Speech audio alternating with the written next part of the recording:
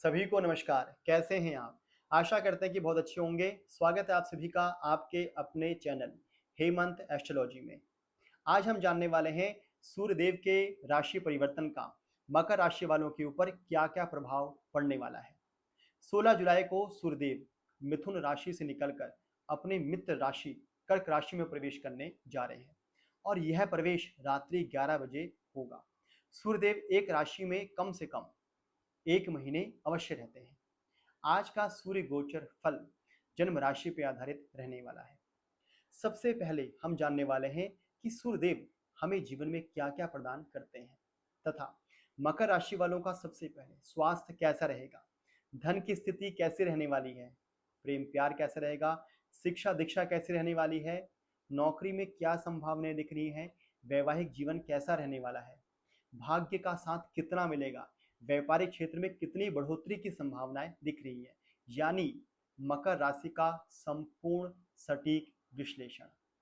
अगर आप लोग अपनी जन्म कुंडली का भी संपूर्ण सटीक विश्लेषण कराना चाहते हैं तो डिस्क्रिप्शन बॉक्स में दिए गए नंबर पर संपर्क कर सकते हैं। अगर आपको आज की वीडियो अच्छी लगे तो प्लीज लाइक कीजिएगा, शेयर कीजिएगा। कोई भी प्रश्न है तो कमेंट्स बॉक्स में जरूर लिखें।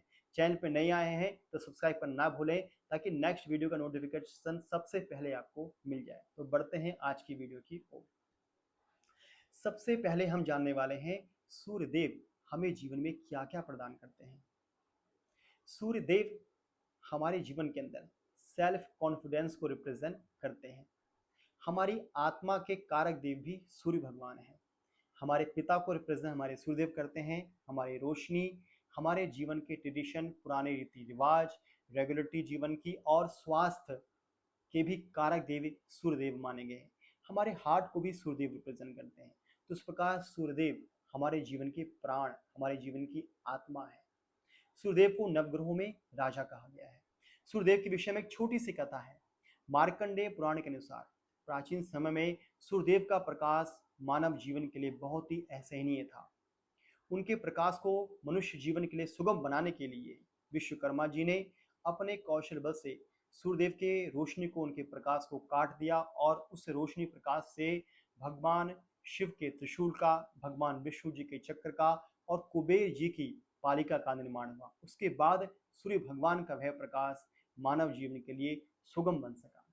दूसरी कथा है कूर्म पुराण के अनुसार सूर्यदेव, अगर सूर्यदेव की पूजा की जाती है तो आठों ग्रहों की पूजा एक साथ हो जाती है। यानी कि आठों ग्रहों की पूजा सूर्यदेव में भी की जा सकती है। तो अकेले सूर्यदेव की पूजा करने से आठों ग्रहों के दोष दूर होते हैं और शुभ फल प्राप्त होते हैं। तो कितनी महान महत्वता सूर्यदेव की हमारे पुराणों में, हमारे शास्त्रों में बताई गई है। सूर्यदेव के राशि परिवर्तन करने से मकर राशि वालों के ग्रह गोचर की स्थिति कुछ इस प्रकार रहने वाली है। मकर राशि के दूसरे भाव में शनिदेव हैं, तीसरे भाव में राहु हैं, पांचवें भाव में मंगल गुरुदेव की युति बनी है, सातवें भाव में सूर्य बुध शुक्र का योग बना है, नौवें भाव में केतु हैं और 11वें भाव में चंद्रदेव विराजमान है। तो सबसे पहले संपूर्ण सटीक विश्लेषण के लिए हम लेंगे मकर राशि वालों के सूर्यदेव किस भाव के स्वामी बनते हैं। भाव के लेंगे सबसे पहले। तो मकर राशि वालों के लिए सूर्यदेव बनते हैं 8वें भाव के स्वामी। 8वां भाव यानी हमारे जीवन की बड़ी जिम्मेदारियां, बड़ा काम, हमारे जीवन का बड़ा दुख भी 8वें भाव से आता है। तो यहाँ पे मकर राशि वाले किसी बड़े जिम्मेदारी के लिए, बड़े रिस्पॉन्सिबिलिटी के लिए, बड़े कार्यों के लिए तैयार रहें। 8वां ग्रह यानी रहस्यों का ग्रह है। 8वां ग्रह यानी यात्राओं का ग्रह है। तो इन सब चीजों के लिए भी तैयार रहना है। देखिए सूर्य यहाँ पे मित्र राशि में है तो कहीं ना कहीं उनका उतना अशुभ फल भी नहीं प्राप्त होगा, लेकिन कुछ सावधानियां जरूर बरतनी पड़ेंगी। सूर्यदेव अग्नि के एनर्जी के कारक है। तो यहाँ पे अगर थोड़ा सा सावधानी से एनर्जी को सही दिशा में प्रयोग किया जाए तो सूर्यदेव की शुभ फल हमें मिलेगी, क्योंकि सूर्यदेव सेल्फ कॉन्फिडेंस के को देने वाले हैं। लेकिन अगर यही सेल्फ कॉन्फिडेंस बहुत ज़्यादा हो जाएगा तो हम अपने निर्णय सही नहीं ले पाएंगे, हम वहाँ भी भ्रमित हो जाएंगे। तो यहाँ पे इन सब चीज़ों को देने वाले हैं मकर राशि वालों के सूर्यदेव, अष्टम भाव के स्वामी हैं। तो तैयार रहें इन सब चीज़ों के लिए।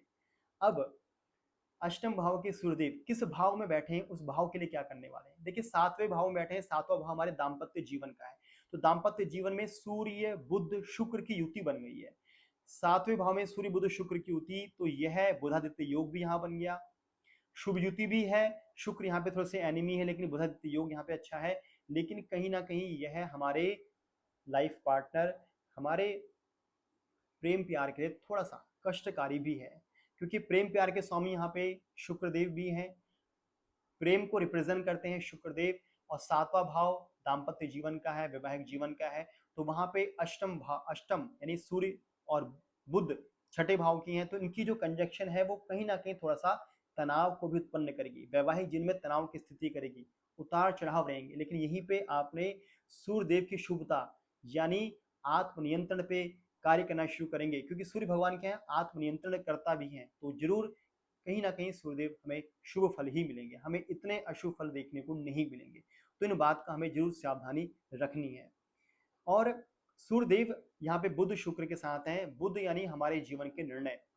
मकर राशि वालों के लिए बुध उनके भाग्य के भी स्वामी है, तो भाग्य में भी बदलाव होगा, भाग्य में भी शुभ योग कारक बनेंगे, लेकिन सूर्यदेव की शुभता के कारण। इसके अलावा शुक्रदेव मकर राशि वालों के कर्म भाव के स्वामी भी हैं, 10वें भाव के भी स्वामी हैं, तो उनकी युति भी है 7वें भाव में सूर्यदेव के साथ में, तो कार्य क्षेत्र में भी तेजी आएगी, बढ़ोतरी आएगी, लेकिन बहुत सावधानियां बरतनी पड़ेंगी। एकदम से आप ढील नहीं दे सकते, एकदम से आप किसी के ऊपर विश्वास करके नहीं छोड़ सकते। कोई व्यापार साझेदारी करने की सोच है तो वहां भी बहुत ही फूक फूक कर कदम उठाएं, एकदम से किसी चीज में हाँ ना बोले। नया काम शुरू करने की जा रहे हैं तो वहां पे एकदम से यस ना कर दें, यस नहीं कहें, सोच समझ करके करें। और दैनिक व्यापार का कार्य है तो उसमें उतार चढ़ाव भी देखने को मिल सकता है।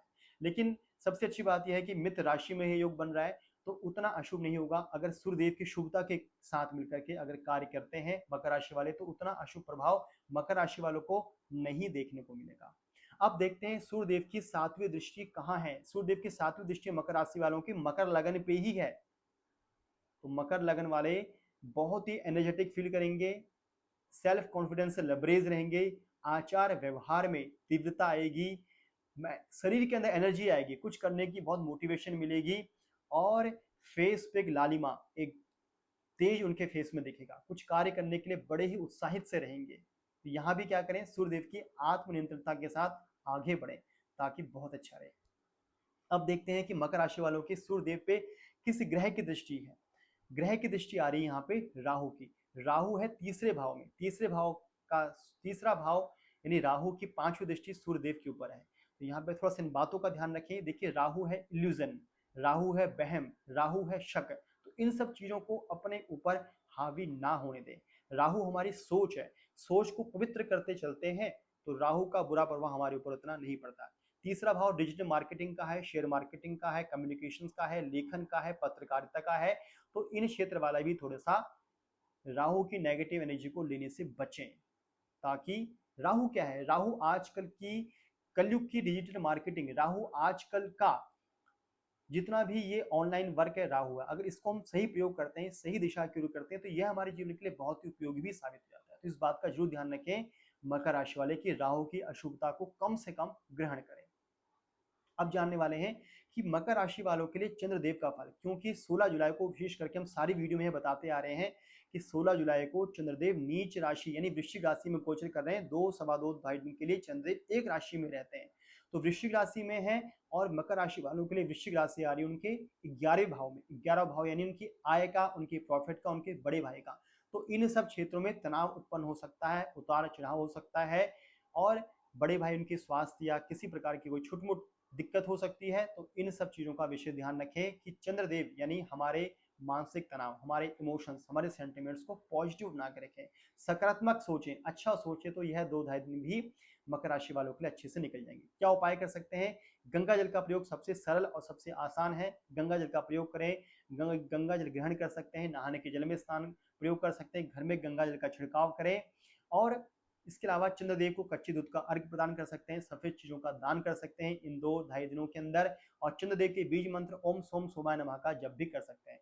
और राहु का उपाय क्या करना है? गोमूत्र का प्रयोग करें। राहु के लिए गोमूत्र सदा प्रभावशाली रहता है।